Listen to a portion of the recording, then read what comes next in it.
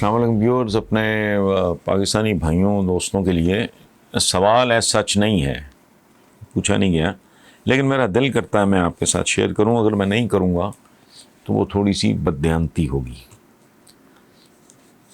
ہمارے جو پنجاب کے چیف منسٹر ہیں عثمان بزدار، ان کے بارے میں جس طرح کا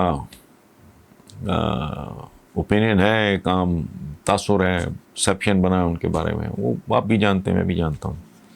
لیکن دو باتیں ایسی ہیں جو میرے نالج میں آئی ہیں. تفصیل میں نہیں جاؤں گا، تفصیل بہت لمبی ہے. پہلی بات تو یہ ہے کہ عید الاضحیٰ کے دنوں میں صفائی کے انتظامات اتنے زبردست پہلی بار لاہور میں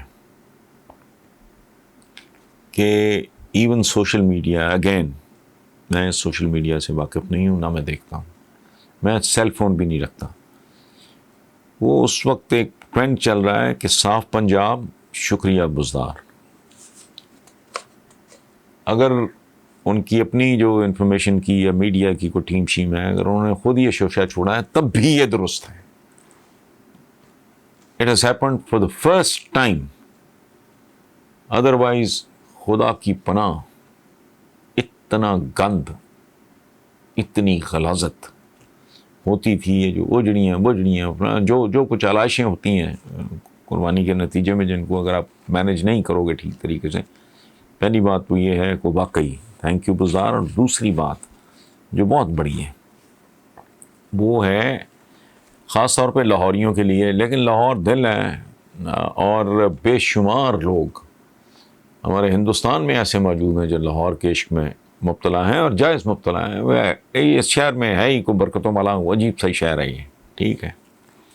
ہم بھی آئے، لائل پور سے آئے تھے یہیں کے ہو کے رہ گئے، بس ختم ہوئی بات. کئی بار سوچا ملک ہی چھوڑ دیا جائے، لیکن شاید ملک چھوڑنا آسان ہو میرے جیسے آدمی کے لیے، لاہور چھوڑتے وقت دل کو ہاتھ پڑتا ہے. تو اس میں جو تھوڑی سی بارش بھی ہو جاتی ہے تو سڑکیں، حالانکہ بہت ہمارا انفراسٹرکچر بڑا خوبصورت ہے، ٹھیک ہے ماشاءاللہ، تو بارشوں کے بعد پانی کھڑا ہو جاتا ہے، تو اس کی نکاسی کے لیے بہت زبردست ایک پروجیکٹ ہے جس پہ کام شروع ہے.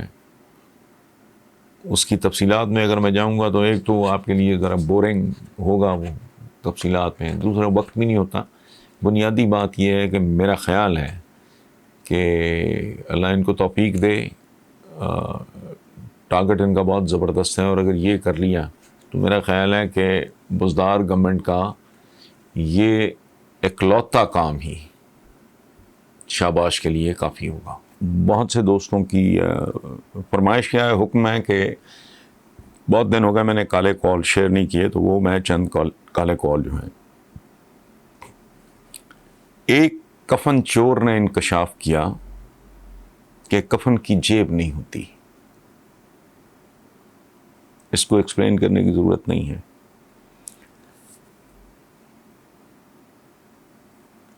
ایک اور کال سوال کی شکل میں ہے کہ کسی اور کو ڈوبنے سے بچاتے ہوئے خود ڈوب جانا عقل مندی ہے یا بے وقوفی ہے؟ یہ زندگی کو سمجھنے کا ایک طریقہ ہے، اس سوال پہ غور کرنا. ایک کال یہ ہے، ٹیلنٹ کو بھی پانی، کھاد، کیڑے مار دواؤں اور گوڈی وغیرہ کی ضرورت ہوتی ہے، ورنہ پاکستانی ہو جاتا ہے. یعنی وہ ٹیلنٹ پہ ٹیلنٹ نہیں رہتا. یہ تنزیہ بات میں نے اس لیے کی ہے کہ ہمارے ہاں اگر کوالٹی آف ایجوکیشن ہو، تعلیم بہت اعلیٰ ہو، اساتذہ بہت قابل ہوں، تربیت بہت اچھی ہو، جسے میں کہتا ہوں انسان سازی، تو اتنے بدترین حالات میں اگر ہم اس طرح پرفارم کر رہے ہیں، ہم پاکستانی، اگر ہمیں آئیڈیل کنڈیشنز مل جائیں جو 72-73 سال میں یہ بدذات سیاستدان نہیں دے سکے، تو پھر یہ قوم کہاں کھڑی ہو؟ اچھا، اب ایک کال ہے، اس پہ اصولاً تو ہم تو چونکہ اردو میں بات کرتے ہیں، ملینز میں بھی ہوں تو ظاہر ہے محدود ہے، پورے قرۂ ارض کے انسانوں کو اس پہ سوچنا چاہیے. کال یہ ہے، نہ جانے کتنی عظیم ترین تہذیبیں مٹی، ریت اور لاوے کے کفن پہنے ابدی نیند سو رہی ہیں، لیکن آج کے ایٹمی انسان کو اس بات کی سمجھ نہیں آ رہی. جہاں تک معاملات پہنچے ہوئے ہیں، کسی وقت، سال بعد، 2 سال بعد، 5 سال بعد، 10 سال بعد، یہ اگر حرکت ہو گئی تو اس کے بعد یہ جو تہذیب، یہ جو گلوبل ولیج ہم اٹھائے پھر رہے ہیں، اس کا بنے گا کیا؟ یہ کال میں نے بڑا بالکل بے اختیار، بالکل سچی بات ہے، سوچے سمجھے بغیر لکھا، اور مجھے اس پہ خوشی بڑی ہوئی کہ میں نے دوستوں کی صورت میں خود اپنے آپ کو خوبصورت ترین تحفے پیش کیے، جس پر اکثر میں اپنا شکریہ ادا کرتا ہوں. کیونکہ دوست، حضرت علی کا کرم اللہ وجہہ کا ایک قول ہے کہ مفلس وہ نہیں جس کے پاس پیسہ نہیں، مفلس وہ ہے جس کے پاس دوست نہیں. اور الحمدللہ میرے زندگی میں، میرے اسکول، کالج، یونیورسٹی اور اس کے بعد نسبتاً کم عملی زندگی میں دوست میں نے بنائے.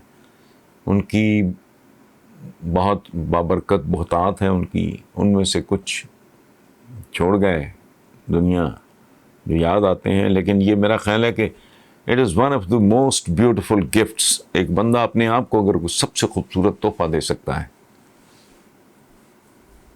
سر فہرست وہ دوست. اچھا، یہ کال، اس پہ ذرا غور کریں، آپ کا ذاتی تجربہ بھی ہوگا کہ قمیض کا پہلا بٹن ہی غلط لگ جائے تو آخری بٹن تک پیچھا نہیں چھوڑتا، پوری قمیض ٹیڑھی ہو جاتی ہے. مطلب یہ ہے کہ اگر عمل کی اور سوچ کی بنیاد اگر غلط رکھ دی جائے، تو جو ہمارے بزرگ کہا کرتے تھے کہ ٹیڑھی اینٹ اگر رکھو گے، آسمان تک بھی اٹھارو گے اگر تم عمارت کو، تو وہ ٹیڑھی رہے گی. یہ اسی کی ایک دوسری شکل ہے. میرے قول ہے کہ تجسس ذہن کی مشین کا تیل ہے، کیوریوسٹی فیول ہے انسانی زندگی میں سیکھنے کے لیے. اچھا، دماغ پیاسا ہو تو علم کے کنویں کی کھدائی شروع کر دو.